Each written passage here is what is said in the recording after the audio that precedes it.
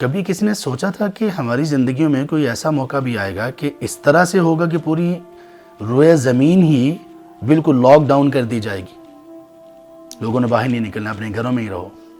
کبھی کسی نے سوچا بھی تھا یہ؟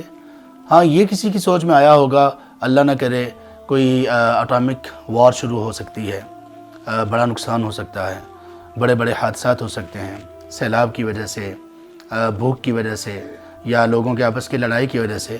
لیکن یہ کبھی کسی نے نہیں سوچا ہوگا کہ ایک وائرس، ایک معمولی سا نہ نظر آنے والا وائرس، وہ پوری دنیا کو اس طرح سے جام کر کے رکھ دے گا، ہر چیز کو فیل کر کے رکھ دے گا۔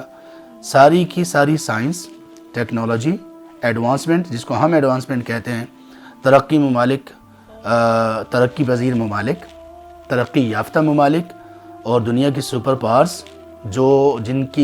جن کی گردن نیچے نہیں ہوتی تھی، اور جو تکبر میں اپنے آپ کے سامنے کسی کو ٹھہرنا گوارا نہیں کرتے تھے، جو اپنی نخوت اور اپنے تکبر میں آ کر معصوم لوگوں کی زندگیوں سے کھیل جاتے تھے، سینکڑوں نہیں بلکہ ہزاروں لوگوں کو قتل کر ڈالتے تھے، جیسے عراق میں ہوا، جیسے افغانستان میں ہوا، اور دیگر کئی جگہوں پر ہوا، شام میں اب تک ہو رہا تھا۔ وہ سارے لوگ کہاں گئے؟ سبحان اللہ! کس طرح سے اللہ تعالیٰ نے نہ صرف یہ کہ لاچار کیا، بلکہ ذلیل و رسوا کر کے رکھ دیا۔ یہ ذلت تھوڑی ہے کہ ایک آدمی کسی کو دھمکی دے رہا ہو، تمہاری ایسی کی تیسی، تمہیں میں یہ کر دوں گا، تمہارا قصور ہے، تم فساد کی جڑ ہو، اور وہی آدمی پھر یہ کہے کہ اب ہماری مدد کرو، ہم مشکل میں ہیں۔ یہ امریکہ میں یہی ہوا، اور اس کے صدر نے یہی کیا، چائنا کے اس کے ساتھ، پریزیڈنٹ کے ساتھ یا صدر کے ساتھ۔ تو ہم میں سے کسی کو یہ معلوم نہیں تھا۔ اب جب ہم سب اپنے گھروں میں ہیں تو ابھی ہمیں شاید زندگی کا وہ حقیقی چہرہ ہمیں ملا ہے، حقیقی چہرہ شاید کچھ کسی حد تک ملا ہے، لیکن یہ جو ہمارے پاس ابھی یہ انٹرنیٹ وغیرہ ابھی تک ہمارے پاس موجود ہے، اس کی وجہ سے ابھی بھی تھوڑا سا ہم حقیقت سے دور ہیں۔ اگر ہم ان چیزوں کو اللہ کی نعمت کے طور پر استعمال نہیں کریں گے اور خیر میں استعمال نہیں کریں گے، تب بھی ہمیں وہ حقیقی زندگی نصیب نہیں ہوگی۔ کتنا وقت ضائع ہو رہا تھا، لوگوں کی زندگیاں سبحان اللہ کس طرح سے برف کی طرح پگھل رہی تھیں، لیکن کس مقصد کیا ہے؟ کوئی آخرت مقصد نہیں تھا، کوئی اللہ تبارک و تعالیٰ کی رضا مقصد نہیں تھا۔ مسلمان ہیں، اسلام کا دعویٰ کرنے والے ہیں، کلمہ پڑھنے والے ہیں، اور ان میں بھی دیندار لوگ، پریکٹسنگ لوگ، اس کے باوجود علم حاصل کرنے کی طرف کسی کی توجہ ہی نہیں تھی۔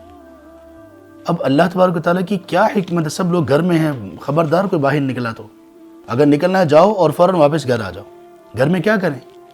ایمان کس بات کا تقاضا کرتا ہے؟ سب سے افضل عبادت وہ علم حاصل کرنا ہے، کتاب و سنت کا سب سے افضل عبادت ہے۔ علم کے ساتھ ہی سب عبادات ہوں گی، علم کے بغیر کوئی عبادت ہم نہیں کر سکتے۔ ایمان کس چیز کا نام ہے؟ علم سے پتہ چلے گا۔ ایمان کے بعد، اور ایمان کن کن چیزوں پر مشتمل ہے؟ علم سے پتہ چلے گا۔ ایمان کے بعد عمل میں سب سے بنیادی چیز کون سی ہے؟ کہاں سے پتہ چلے گا؟ علم سے۔ تو ہونا پہلے بھی یہی چاہیے تھا کہ ہمیں کم از کم اللہ اور اس کے رسول صلی اللہ علیہ وسلم کی تعلیمات کو ایسے ہی سیکھنا چاہیے تھا۔ پورے گھرانے بیٹھے ہوتے اللہ اور اس کے رسول صلی اللہ علیہ وسلم کی تعلیمات کو سننے کے لیے، ان کو سیکھنے کے لیے، جس طرح لوگ اپنے گھروں میں سارے اکٹھے بیٹھ کر ڈراماز دیکھ رہے ہیں، موویز دیکھ رہے ہیں، کارٹونز دیکھ رہے ہیں، سب لوگ بیٹھے ہوئے ہیں، یا اور اس طرح کے مشغلے وہ پورے کر رہے ہیں۔